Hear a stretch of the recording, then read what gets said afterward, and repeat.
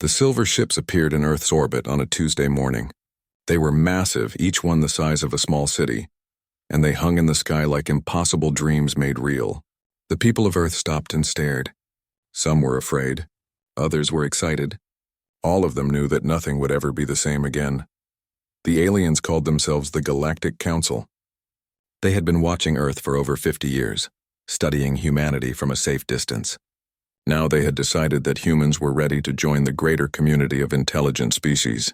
They sent down diplomats in smaller ships that landed in major cities across the planet. The diplomats were strange creatures. Some had forearms, others had scales or fur. One species looked like floating jellyfish that spoke through electronic devices. The lead diplomat was named Vexthor. He belonged to a species called the Zenthari, tall beings with blue skin and large eyes that seemed to see everything. Vexthor met with Earth's leaders in a special conference held in Geneva. He explained that the galaxy was vast and full of life. Thousands of species existed across millions of worlds. The Council kept peace among them all. "We invite humanity to join us," Vexthor said through his translator device. "You will have protection, trade, and friendship with countless worlds. All we ask is that you follow our laws and contribute to the common defense." The Earth leaders looked at each other.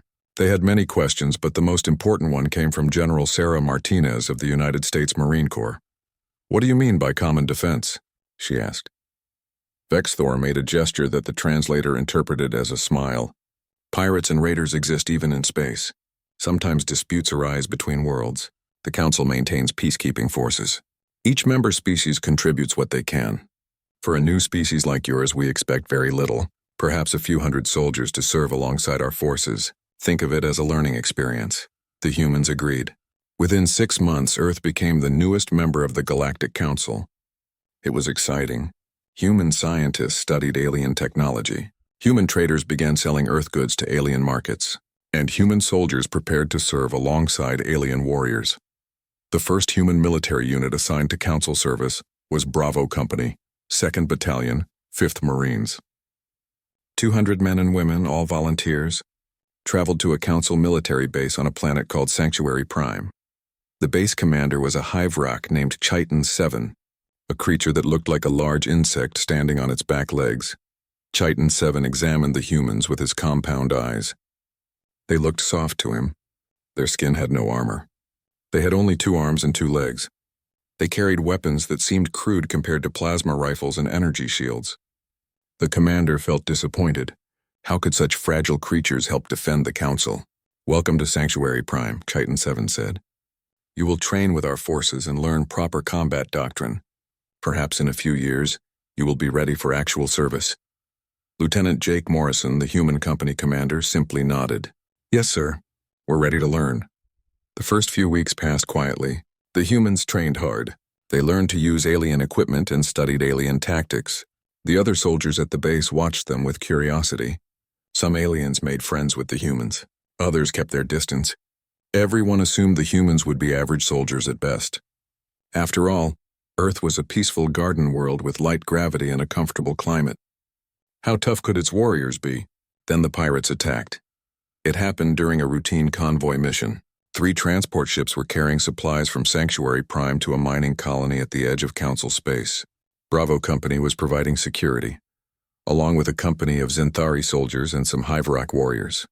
The transports were slow and undefended, perfect targets. The pirate ships came out of nowhere, dropping from faster-than-light travel right on top of the convoy. There were 5 of them, fast attack craft covered in weapons. They belonged to the Kresh, a species of raiders who refused to join the Council and made their living by stealing and killing. "All units, battle stations," the convoy commander shouted over the communication system. "Prepare to repel boarders." The Kresh ships opened fire. Energy weapons stabbed through space, hitting the transport's shields. Alarms blared. The Zenthari soldiers rushed to defensive positions, setting up barriers and checking their plasma rifles. The Hivrak warriors took cover near the airlocks, ready to fight if the pirates boarded. The human Marines moved differently. They didn't rush. They walked calmly to their positions, checking weapons and ammunition with practiced efficiency. They had fought before, back on Earth, in places with names like Fallujah and Helmand and Marawi. This was just another day at work. Lock and load, Lieutenant Morrison said quietly. Standard boarding defense. No one gets past us. The Kresh pirates blasted through the transport's airlock. The metal door exploded inward and aliens in crude armor poured through, firing weapons wildly. They expected easy prey. They got the exact opposite. The Marines opened fire. Their rifles made a distinctive sound, a rapid crack, crack, crack that echoed through the corridors. Bullets tore through the pirates. The Kresh hadn't expected such aggressive resistance. They tried to form up to push forward, but the humans gave them no chance. The Marines moved in pairs, covering each other, advancing step by step. Contact front, Sergeant Maria Rodriguez shouted. Engaging! Grenade out! Corporal Thomas Chen pulled the pin and threw. The explosive device bounced perfectly through the doorway and detonated among the pirates. The blast was devastating. The alien soldiers watched in shock. The humans were fighting like apex predators. They showed no fear. They didn't take cover and wait for orders. They attacked, pressing forward into the enemy, getting close enough to see the whites of their enemy's eyes. One Marine even drew a knife and stabbed a pirate who got too close. The fight lasted 8 minutes. When it ended, 17 dead pirates lay scattered across the floor. The humans had suffered 2 wounded and 0 dead. They immediately began treating casualties, both their own and the aliens. They secured the area, checked for additional threats, and reported mission success. The Zenthari commander watched the security footage 3 times. He couldn't believe what he saw. The humans had charged toward the enemy. They fought in conditions that would panic his best soldiers. They used explosives in close quarters without hesitation. They seemed completely comfortable with violence. How? He asked Lieutenant Morrison. How are your soldiers so effective? You're from a peaceful world. Morrison looked at him with tired eyes.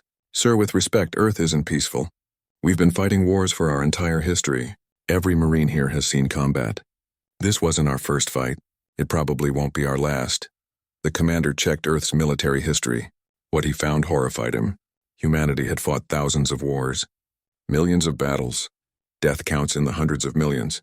Wars that lasted years or even decades. Humans had been killing each other with increasingly effective weapons for 10,000 years. They had refined warfare into a science. The Galactic Council had made a terrible miscalculation. They thought they were inviting a peaceful species to join them. Instead, they had invited a planet full of warriors who considered combat as natural as breathing. News of the pirate attack spread quickly. Other species began watching the humans carefully. The soft-looking creatures from the garden world fought like demons. They didn't just defend, they attacked. They took risks that would terrify any sane being, and they did it all with calm professionalism, as if fighting and dying was just part of the job. Vexthor sent a message back to the Council homeworld. We may have made an error in judgment, he wrote. The humans are not what we expected.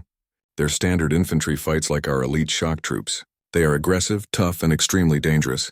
I recommend we reconsider their role in Council military operations. But it was too late. Humanity was already part of the Council, and the galaxy was about to learn what Deathworlders could really do. The Krell Empire had been a problem for decades. They were a warrior species, aggressive and proud, who believed that strength gave them the right to take whatever they wanted. For years, the Galactic Council had maintained an uneasy peace with them through diplomacy and shows of force. But the Krell had been growing bolder. They had been building ships and weapons. Everyone knew that war was coming. They just didn't know when. The attack came without warning. Krell warships dropped out of faster-than-light travel and struck 3 Council border worlds simultaneously. They bombed cities from orbit. They landed armies and began taking territory. The Council worlds had minimal defenses. Thousands died in the first hour. Millions more were trapped as the Krell surrounded population centers. The Galactic Council responded immediately. They called up their military forces and began organizing a counterattack. Ships from a dozen species converged on the border. Ground forces prepared to deploy, and for the first time, human military units would fight in a major galactic war. The United States Army sent the 3rd Infantry Division. The British sent a brigade of their best troops. Russia contributed mechanized units. China sent infantry and artillery. In total, 20,000 human soldiers deployed to the war zone, a tiny fraction of the Council's military might. The alien commanders didn't expect much from them. They had seen the Marines fight pirates, yes, but that was a small skirmish. Real war was different. General Sarah Martinez commanded the human forces. She was a veteran of 3 wars on Earth, a tough woman with gray hair and eyes that had seen too much death. She met with the Council's supreme commander, a Hyverak named Chiton Prime, in the war room of the flagship. General Martinez, Chiton Prime said, "Your forces will be held in reserve. We appreciate Earth's contribution, but this will be a difficult fight. We cannot risk our newest members in the heaviest combat." Martinez smiled slightly. "Sir, with respect, my soldiers didn't travel across the galaxy to sit in reserve. We're ready to fight." "I'm sure you believe that," Chiton Prime replied. "But the Krell are not pirates. They are a military power. This will be brutal." "Then we'll fit right in," Martinez said. The Council forces landed on the planet Kepler-7, one of the 3 worlds under attack. The Krell had taken the northern continent and were pushing south toward the main population centers. Council forces established a defensive line across a river valley. The plan was simple: hold the line while reinforcements arrived, then push the Krell back. The human forces took up position on the eastern end of the line. They dug trenches and fighting positions. They set up artillery batteries on the hills behind them. They placed machine guns to cover the approaches. The alien soldiers watched them work. The humans moved with purpose, every action efficient and practiced. They transformed the terrain into a killing ground in just 2 days. The Krell attack came at dawn on the 3rd day. Artillery fire announced their arrival, shells screaming through the air and exploding across the defensive line. Then came the ground forces, thousands of Krell warriors in powered armor advancing in massive formations. They looked like demons, 8 feet tall with 4 arms and thick armor plating. They carried heavy weapons and roared their war cries as they charged. The Council forces opened fire. Plasma weapons and energy beams cut through the Krell ranks. Explosions threw bodies into the air. But the Krell kept coming. They were used to taking casualties. Their culture glorified death in battle. For every one that fell, 2 more stepped forward. The alien section of the line began to buckle. The sheer weight of the Krell assault was overwhelming. Units fell back trying to maintain cohesion. Casualties mounted. The Council commander began preparing to order a general retreat. Then the humans opened fire. The sound was like nothing the aliens had ever heard. Hundreds of machine guns firing at once mixed with the deeper boom of artillery. The humans had waited until the Krell were in optimal range. Now they unleashed hell. Bullets tore through the Krell formations. Artillery shells landed with precision, guided by forward observers who called in fire with calm voices despite the chaos around them. Fire mission. "Coordinates marked," Lieutenant David Park spoke into his radio. 400 meters, infantry in the open. Fire for effect. Seconds later, explosions obliterated an entire Krell company. The survivors tried to reorganize, but the human machine guns cut them down. The advance stalled. The Krell commander couldn't understand what was happening. His warriors were dying by the hundreds. The human section of the line wasn't falling back. It wasn't even wavering. The humans just kept firing, reload after reload, steady as machines. The Krell tried to flank the position. They sent armored vehicles around the side, hoping to break through where the defenses were weaker. The humans were ready. Anti-tank missiles streaked from hidden positions. Vehicles exploded, burned, died. Engineers detonated mines that tore through infantry formations. Snipers picked off officers and heavy weapon operators. For 6 hours, the battle raged. The Krell threw everything they had at the human positions. They used chemical weapons. The humans put on gas masks and kept fighting. They used electronic warfare to jam communications. The humans switched to backup systems and hand signals. They even managed to break through one section of trench. The humans counterattacked with bayonets and grenades, fighting hand-to-hand until they drove the Krell back out. By noon, the Krell assault had broken. They retreated, leaving thousands of dead behind. The human section of the line had held. Not just held, but inflicted catastrophic casualties on the enemy. The aliens who had fought beside them were shocked. General Martinez walked the trench line, checking on her soldiers. They were tired, dirty, and some were wounded, but they were still ready to fight. She found Sergeant Rodriguez reloading magazines. "How are you holding up, Sergeant?" Martinez asked. "Ready for round 2, ma'am," Rodriguez replied. "Those Krell hit hard, but they don't maneuver worth a damn. They just charge straight ahead." "Makes them easy targets," Martinez nodded. She had seen it too. The Krell were brave and strong, but they had poor tactics. They relied on intimidation and brute force. Against an enemy that didn't break, that didn't panic, they struggled. The battle for Kepler-7 lasted 72 hours. The Krell kept attacking, wave after wave, trying to break through. The Council line held, but it was mostly because the humans anchored the defense. Whenever a section of line looked like it might break, human units moved to reinforce it. They fought in shifts, rotating fresh troops forward while exhausted ones rested and rearmed. The alien soldiers began to understand something profound. The humans didn't fight like normal beings. They could stay awake for days on minimal sleep. They could fight while wounded, ignoring injuries that would incapacitate any other species. They could eat cold rations and drink contaminated water without complaint. They were like machines that ran on willpower and violence. On the fourth day, Council reinforcements arrived. Fresh divisions landed and prepared to counterattack. The plan was to push the Krell off the planet entirely. General Martinez requested that human forces lead the assault. Chiton Prime hesitated, then agreed. He had learned to trust the humans. The counterattack began at dawn. Human armor rolled forward, tanks and infantry fighting vehicles working together. Artillery prepared the battlefield, destroying Krell positions. Attack helicopters swept overhead, hunting targets. And the infantry advanced behind it all, moving in coordinated formations that the Krell couldn't match. The Krell tried to stand and fight. They died in their positions. They tried to retreat in order. Human artillery caught them on the move and slaughtered them. Within 12 hours, the Krell northern stronghold had fallen. Within 24 hours, Krell forces on the entire planet were surrendering or fleeing to orbit. The Battle of Kepler-7 was over. The Council had won, thanks in large part to human forces. The casualty reports shocked everyone. Human units had suffered 30% casualties, numbers that would have destroyed any alien force. Yet they had maintained combat effectiveness throughout. They had never broken, never panicked, never stopped fighting. The other two planets were liberated within a week. Human forces fought on both of them, and in both cases they exceeded all expectations. The Krell Empire sued for peace after losing 50,000 soldiers and gaining nothing. The war was over. Chiton Prime called General Martinez to his flagship. "I owe you an apology," he said. "I underestimated your species. Your soldiers are extraordinary. They fight like our elite shock troops, but you tell me these are just regular infantry." "Yes, sir," Martinez replied.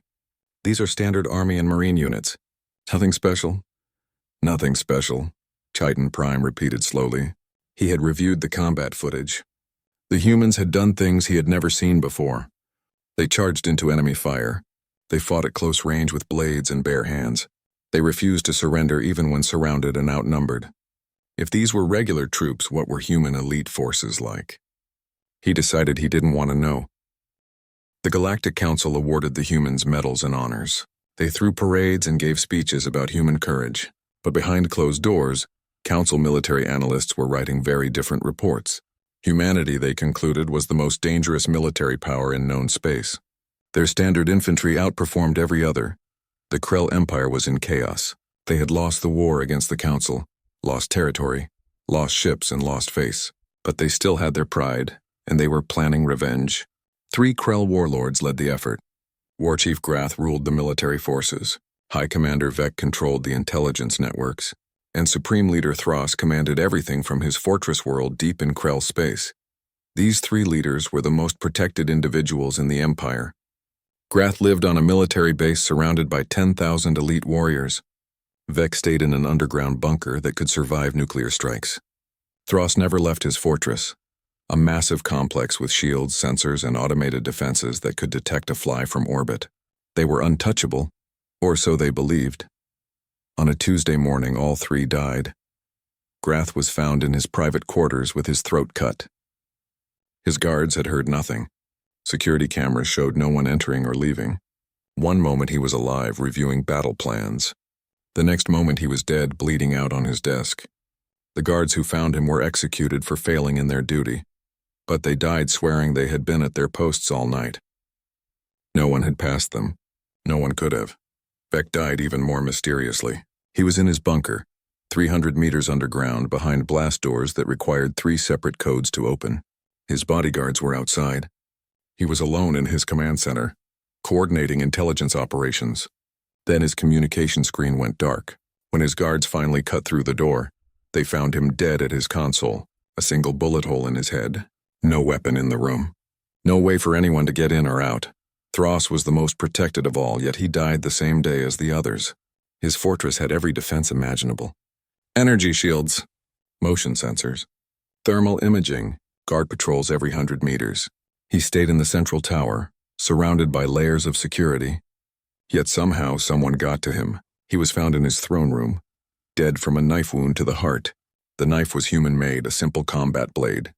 It had been left in the body like a signature. The Krell Empire erupted in panic and confusion. Who had done this? How had they done it? The deaths were impossible, yet they had happened. New leaders emerged, but they were terrified. They increased their security.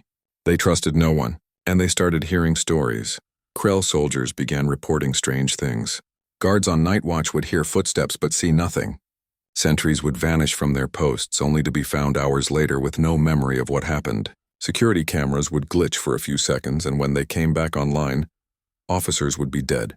Doors would open by themselves. Shadows would move when nothing was there. The Krell started calling them ghosts. Human ghosts that walked through walls and killed without mercy. Stories spread through the military. Soldiers became afraid of the dark. They refused to stand guard alone. Some deserted their posts entirely, preferring punishment to facing the invisible killers. On a mining station at the edge of Krell space, the entire command staff died in a single night. 15 officers, all killed in different ways. Some shot, some stabbed. One looked like he had been strangled. The station's 600 workers found them in the morning. There had been no alarms, no signs of forced entry. The security system showed nothing unusual. The humans had been there, done their work, and vanished like smoke. The Galactic Council was confused. They knew the Krell leaders were dead, but they didn't know how or who had killed them. Council intelligence agencies investigated. They examined the crime scenes. They interviewed witnesses. They reviewed every piece of data they could find. They discovered nothing. It was as if the killers didn't exist. Vexthor, the Zenthari diplomat, requested a meeting with General Martinez. They met in a secure conference room on a council space station. Vexthor got straight to the point. "General, we need to know the truth. Did humans kill the Krell leaders?" Martinez looked at him calmly. "I can neither confirm nor deny any special operations conducted by human forces." "That's not an answer." "It's the only answer you're going to get," Martinez replied. "What I can tell you is that the Krell were planning another attack. They were building a new fleet. They were recruiting warriors from other aggressive species. They were going to cause a lot of death and suffering. Now they're not." Vexthor sat back in his chair. His large eyes studied the human general. "These ghosts the Krell fear, they're real, aren't they? You have soldiers who can do the impossible." Martinez smiled slightly. "Every military has special operations forces, Vexthor. Surely the Council has elite units." "We do," Vexthor admitted. "But our elite forces are for direct action. Assaults on fortified positions, difficult combat missions. They don't infiltrate enemy headquarters and assassinate leaders without leaving evidence." "Maybe that's because you're not trying hard enough," Martinez said. "Or maybe it's because humans have spent thousands of years perfecting the art of unconventional warfare. We've had commandos and assassins and spies since before we had writing. It's part of who we are." The meeting ended without any real answers, but Vexthor reported back to the Council what he had learned. Humans had military units beyond their regular forces, units that operated in the shadows, units that could do things that seemed impossible. The Council needed to know more. They started researching human military history more carefully. What they found disturbed them. Humans had entire branches of their military dedicated to special operations. Units with names like Navy SEALs, Delta Force, British SAS, Russian Spetsnaz, Israeli Sayeret Matkal. Each one trained for years to do jobs that regular soldiers couldn't do. They operated behind enemy lines. They rescued hostages. They gathered intelligence. They assassinated high-value targets, and they did it all while remaining invisible. The Council analyst read accounts of human special operations missions. They read about 6 men holding off an army of hundreds in the mountains of Afghanistan. They read about operators swimming for hours in freezing water to plant explosives on enemy ships. They read about raids so precise that targets were eliminated without waking their families sleeping in the next room. They read about missions in deserts, jungles, Arctic wastelands, and urban war zones. One analyst named Kriva presented his findings to the Council Security Committee. He was a cautious being, careful with his words, but even he seemed shaken. The humans have industrialized special warfare, Kriva said. They don't have a few dozen elite warriors like most species. They have thousands, tens of thousands, each one trained to a level that exceeds our best operatives. And they have different units for different missions. Some specialize in water operations, some in mountain warfare, some in hostage rescue, some in direct action raids, some in reconnaissance, some in assassination. How is that possible? One council member asked. Training such warriors must take decades. It takes years, not decades, Kriva replied. But humans start young. They have selection processes that eliminate 90% of candidates. Only the strongest, smartest, and most mentally resilient make it through. Then they train these survivors in every skill imaginable: weapons, hand-to-hand combat, languages, survival, medicine, engineering. They create warriors who can adapt to any situation. Another council member spoke up. But surely these are rare individuals. They can't have many. Kriva pulled up statistics. The United States alone has over 70,000 special operations personnel. That's just one human nation. Britain, Russia, China, France, Israel, and dozens of other countries have their own units. In total, humans probably have over 200,000 special operations soldiers. For comparison, the entire council has approximately 15,000 beings in elite units across all member species. The room fell silent. The numbers were staggering.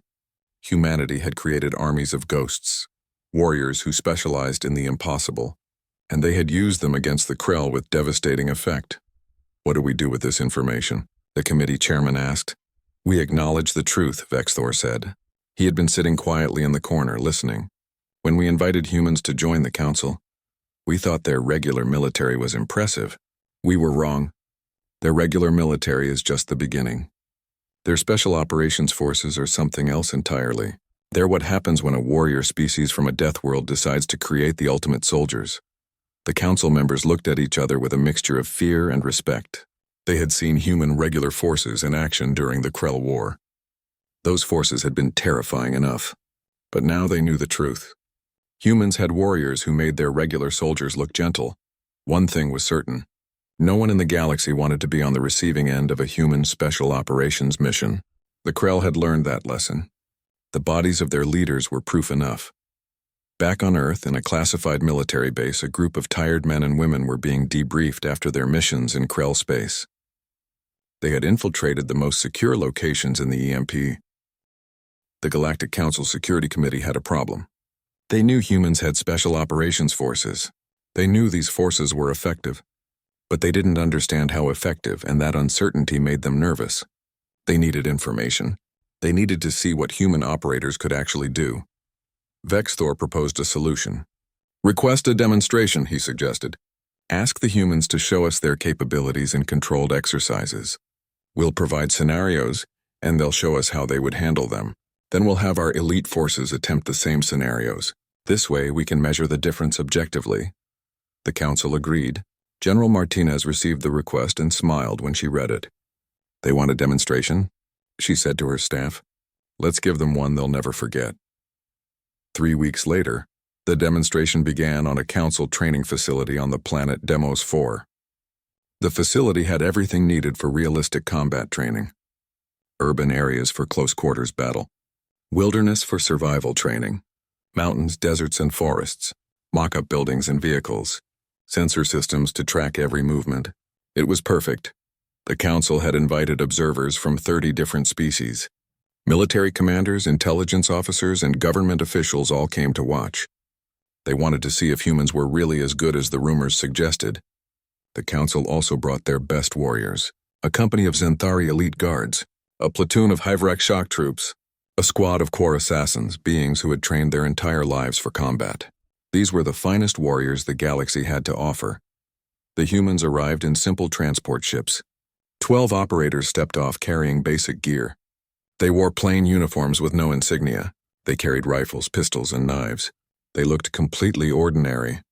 The alien observers were disappointed. These didn't look like elite warriors. They looked like regular soldiers. Colonel James Harper commanded the human team. He was a SEAL with 20 years of experience, a quiet man with steady eyes and the confident bearing of someone who had seen everything and survived it all. He met with the demonstration coordinators. "We've prepared 3 scenarios," the chief coordinator explained. "Scenario 1 is a hostage rescue. Scenario 2 is asymmetric warfare. Scenario 3 is deep reconnaissance. We'll run your team through them, then we'll run our elite forces through the same scenarios. This will give us an objective comparison." "Understood," Harper said. "When do we start?" "Immediately." The first scenario was a hostage rescue. The situation was simple but difficult. 20 hostages were being held in a 3-story building in the urban training area. The building had 40 guards armed with weapons and body armor. The guards were actually training androids with realistic movement and threat assessment capabilities. The hostages were biological beings, volunteers who had agreed to participate. The mission was to rescue all hostages without casualties. The alien observers settled into the command center to watch. Multiple cameras covered every angle.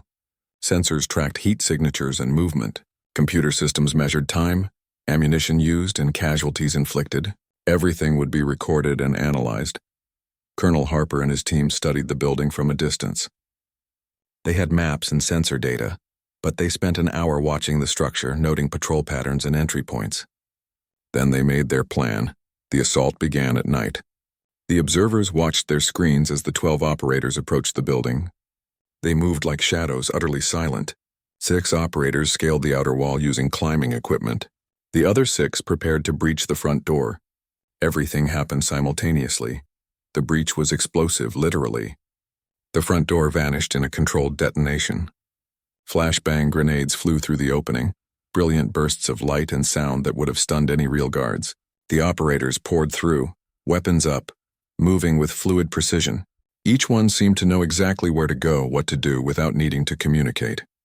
The operators on the roof came through windows and skylights. They moved through the building like water flowing downhill, fast and unstoppable. Every guard they encountered was neutralized with 2 shots, perfect center mass hits. They didn't waste ammunition. They didn't hesitate. They just moved and shot, clearing room after room. The hostages were located on the 2nd floor. 4 operators secured them while the rest continued clearing threats. The entire building was swept in 6 minutes. All 40 guards were neutralized. All 20 hostages were safe. 0 casualties. The operators had used exactly 94 rounds of ammunition. The alien observers sat in stunned silence. They rewound the footage and watched it again. The precision was inhuman. Every movement had purpose. Every shot hit its target. The operators had worked together like parts of a single organism, each one knowing what the others would do without needing to speak. It was beautiful and terrifying at the same time.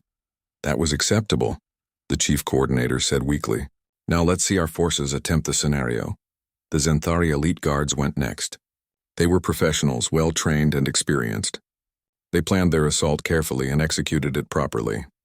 They breached the building, cleared rooms methodically, and rescued the hostages. It took them 43 minutes. They suffered 2 simulated casualties from guard fire. They used over 600 rounds of ammunition. Still, by any normal standard, it was a successful mission, but compared to the humans, it looked slow and clumsy. The difference was obvious to everyone watching. The second scenario was asymmetric warfare. A 12-person human team was placed in rough terrain, a mix of forest and hills. They were given basic supplies and weapons. Their mission was to hold off and harass a full battalion of enemy forces, 600 soldiers with armored vehicles and air support, for 72 hours.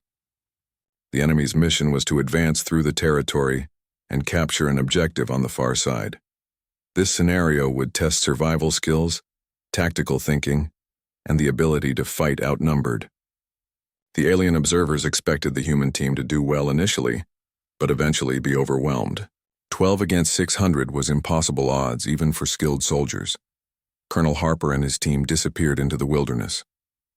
The enemy battalion began their advance, confident and organized. They moved in standard formation, vehicles on the roads, infantry screening the flanks, air units overhead.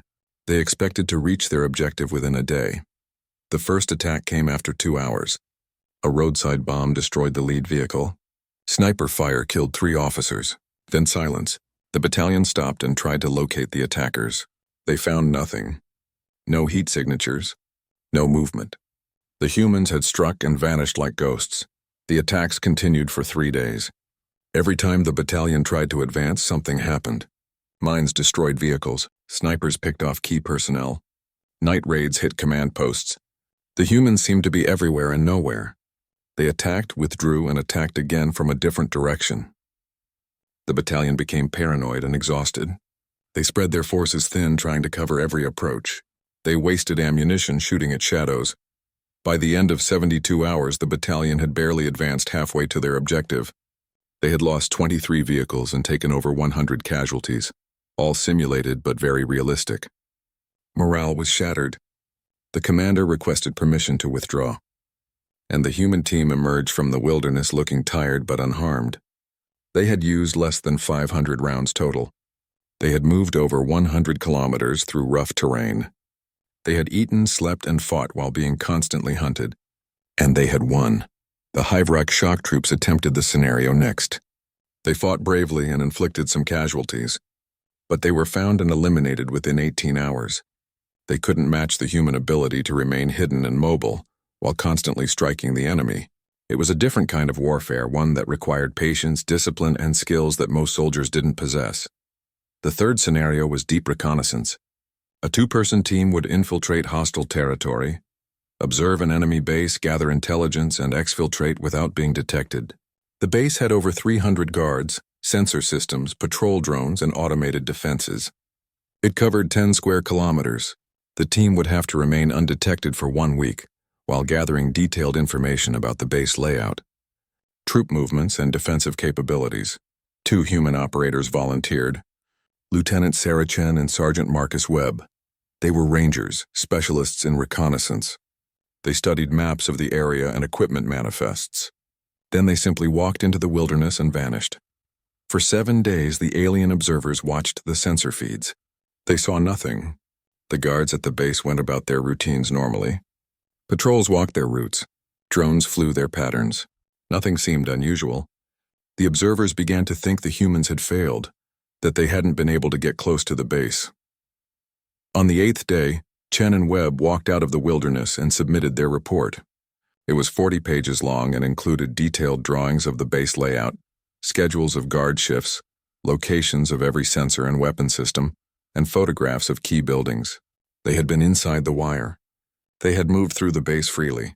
They had observed everything they needed. And no one had known they were there. The Observer's Review.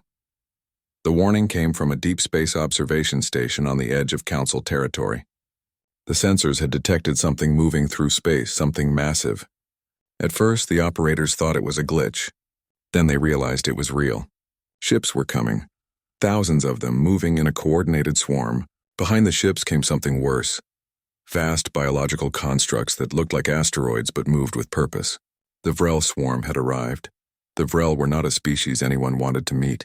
They were a hive mind. Billions of individual creatures controlled by a single consciousness spread across multiple queen nodes.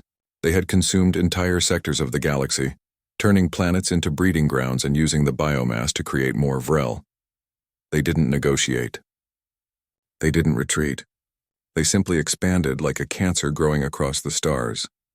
The Council had thought the Vrel were far away, contained by natural barriers and other species' territories. They had been wrong. The swarm had found a way through, and now they were coming for Council space. The first wave hit 3 outer colonies. Within days, those worlds were silent. No survivors, no communications, just silence. The Galactic Council mobilized every ship and soldier they had. They established defensive lines.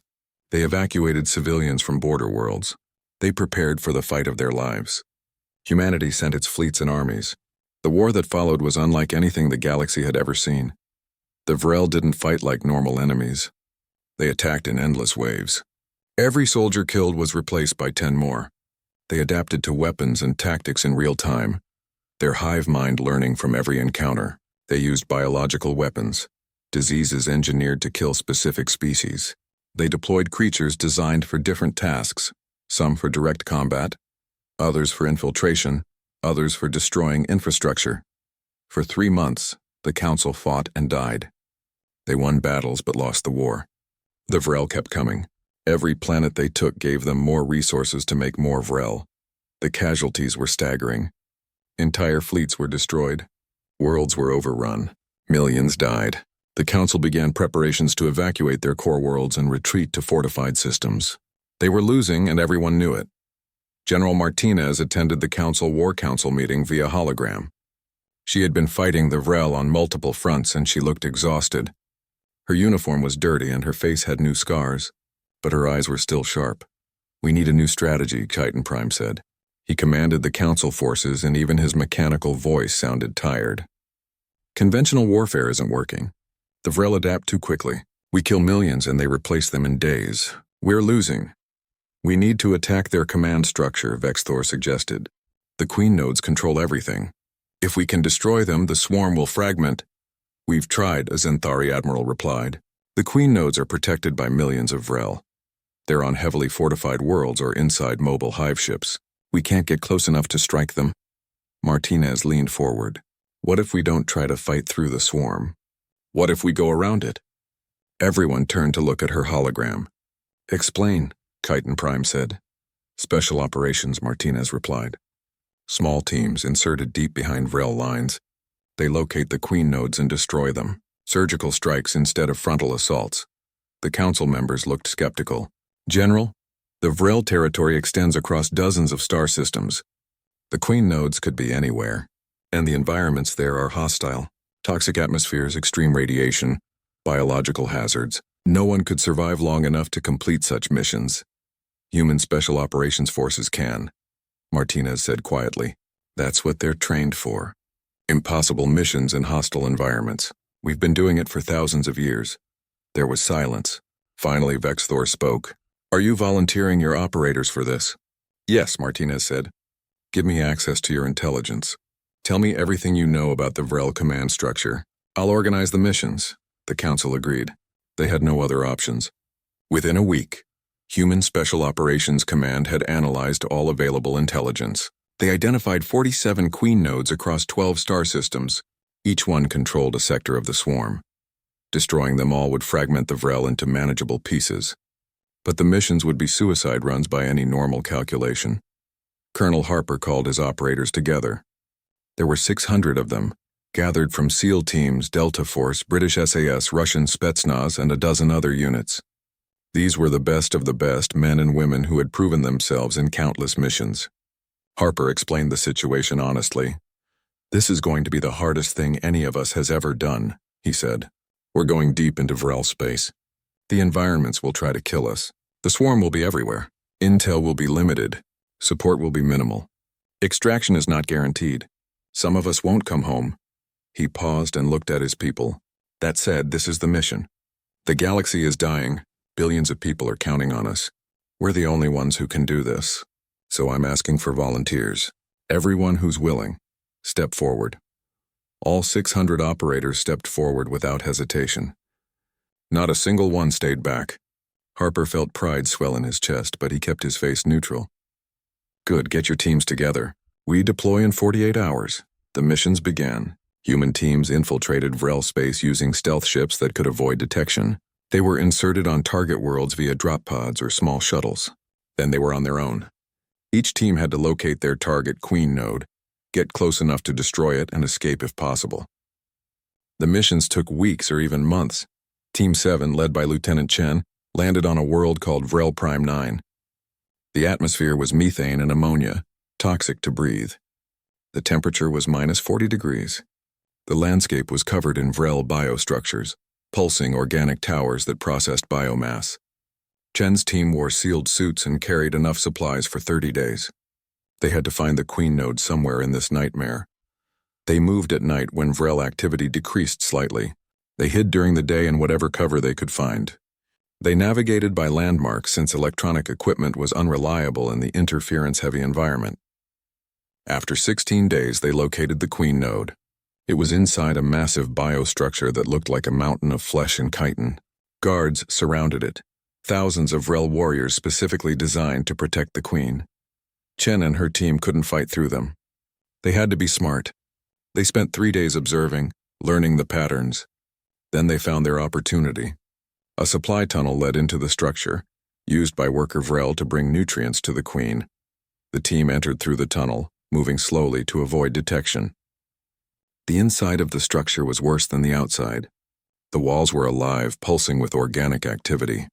The air was thick with spores. The floor was sticky with biological secretions. They reached the Queen node after 8 hours of crawling through tunnels. It was massive. A bloated creature the size of a building connected to thousands of neural cables that ran throughout the structure. It pulsed with bioluminescent light, and the team could feel its mental presence, a crushing weight on their minds.